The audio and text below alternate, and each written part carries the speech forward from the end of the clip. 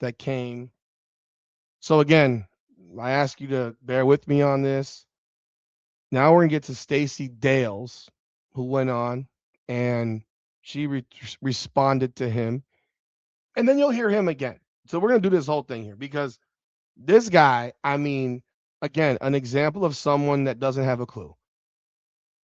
Another person who doesn't have. It's amazing how they can constantly bring person after person after person, and literally none of them, none of them support Caitlin Clark in any which way.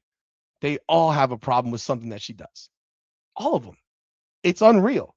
Whether it's Chinya Gumake, whether it's Drea Carter, whether it's Monica McNutt, whether it's this dude here. I mean, the only thing that Stephen A. Smith has said that's nice is that rising tides lift all boats, whatever ships, in terms of money, because that's all he really cares about. Because he's never had the balls to jump on board and say, yeah, she's just better than these players. Now, this second video is Stacey Dales. And if you don't know who Stacey Dales is, Stacey Dales actually has a background in basketball.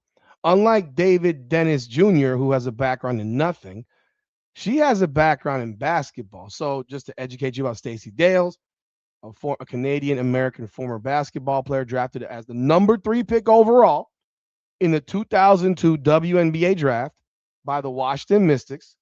She played 02, 03, 04, 05, 06, 07. 6 years in the WNBA. She was a WNBA All-Star in 2002.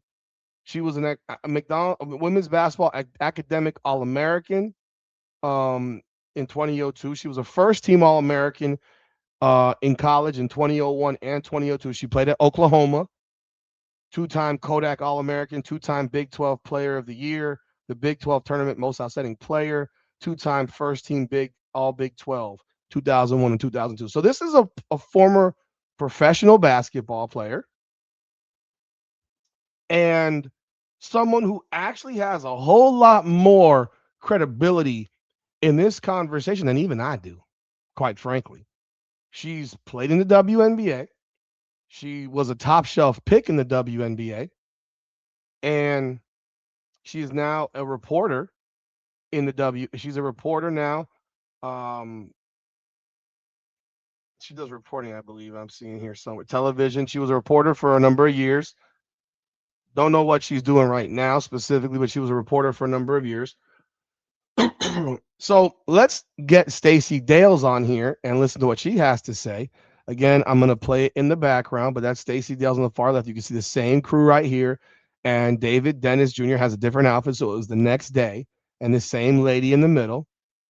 And here we go. We can go check this thing out now. So here we go. Yeah, it's quite a topic, isn't it, these days, Jess? Hello, David. I will just say this. We have to be very careful about how we look at player voting when it comes to the All-Star vote, right? They comprise 25% of the vote, the media 25%, the fans 50%. Now, of a pool of 180 roster players, you've got 85 of them voting. So it's a small sample size. So you have players, for instance, guys that are voting for, hey, my teammate, my buddy, I can vote for my entire roster, the team I play on. But I do think you certainly have a pool of players who take this thing seriously. And while some may not take it seriously, it is a small sample size. You see 11th with Caitlin Clark, and it is insulting. It is preposterous to consider she would be even deemed worthy of or unworthy of being in a conversation of the 11th best guard in the WNBA. And frankly, to further the discourse, to consider the fact that some believe that she's not even worthy of being in the top 4 or being a starter amongst these all-star players is to me foolishness. Oh, damn. Not be considered amongst the top 4. Remember, this was him yesterday saying that you couldn't come up with a real compelling argument to even put her in the top 4. She just called David Dennis Jr. a fool on ESPN. Thank you, Stacey Dales, for telling the truth about people like this. If you don't want to call her number 1, that's fine. Don't call her number 1. We all know that's not inaccurate, but to not have her amongst the top 4, That's just outrageous. So let's continue. Because you have to look at the basketball. You have to break down the tape. But it tells me, are you watching the entire game? There's a lot of great players in this league. I could talk to you guys for hours about them. Caitlin Clark is exceptional. She is. Let me show you the faces of these two while they're listening. They look so upset. I mean, Lord, look at the one in the middle. She's like, oh my God, I can't stand this. Someone needed to remind her to fix her face.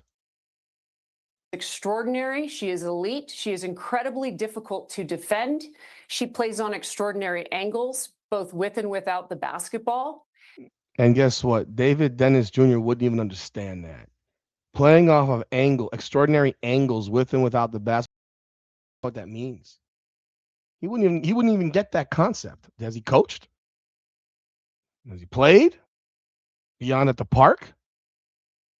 I mean, because you could tell he doesn't look like a guy who actually played real sports. And she is very unpredictable, I would tell you, defensively. Her ability to consistently hit anywhere from a 25 to a 30-foot jump shot from behind the arc, which is roughly 22 and change, is consistent. And even when she's out there and she's, getting all this defensive attention, in her face attention, she still has to use that gather step to create space. And she still makes those shots.